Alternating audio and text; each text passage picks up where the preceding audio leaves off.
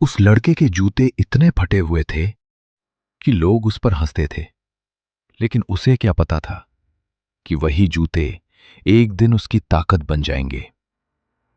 एक गांव में एक लड़का रहता था, मोहन।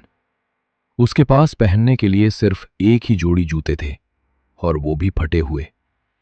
स्कूल जाते वक्त बच्चे उसका मजाक उड़ाते। देखो, इसके जूते तो मुंह खोलकर हंस रहे हैं।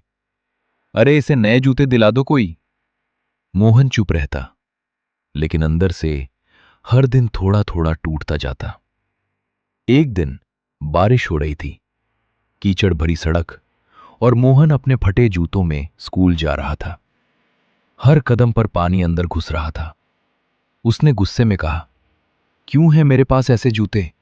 मैं इतना कमजोर क्यों हूं? उसी वक्त रास्ते में उसे एक बुजुर्ग मिले। उन्होंने मोहन को देखा, फिर उसके जूतों को, और बोले, इतना गुस्सा क्यों है बेटा? मोहन बोला, मेरे पास कुछ भी अच्छा नहीं है। सब मुझ पर हंसते हैं। मैं सबसे कमजोर हूं। बुजुर्ग मुस्कुराए। उन्होंने उसे पास बुलाया और बोले, चल मेरे साथ। वो उसे एक पुराने मंदिर के पीछे ले गए। वहां एक आदमी बैठा था जिसके पैर ही नहीं थे।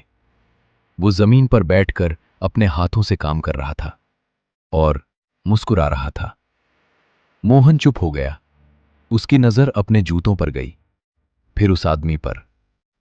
बुजुर्ग ने धीरे से कहा, जिस चीज को तुम अपनी सबसे बड़ी कमजोरी समझ रहे हो, किसी और के लिए वो भी एक सपना होती है। मोहन की आंखों में आंसू आ गए।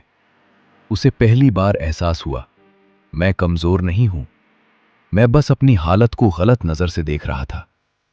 अगले दिन मोहन स्कूल गया। वही जूते, वही लोग, लेकिन इस बार उसकी सोच बदल चुकी थी। जब बच्चों ने मजाक उड़ाया तो वो मुस्कुराया और बोला, कम से कम मेरे पास चलने के लिए जूते तो हैं। धीरे धीरे उसकी मेहनत रंग लाई। वो पढ़ाई में आगे बढ़ने लगा। लोगों का मजाक अब तालियों में बदलने लगा। सालों बाद वही मोहन एक बड़ी कंपनी में काम कर रहा था, और एक दिन वो उसी गांव में लौटा, अपने साथ कई जोड़ी नए जूते लेकर।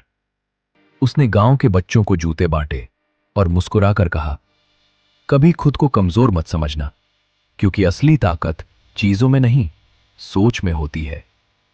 जिस दिन तुमने अपनी कमी को बहाना बनाना छोड़ दिया, उस दिन वो तुम्हारी सबसे बड़ी ताकत बन जाएगी।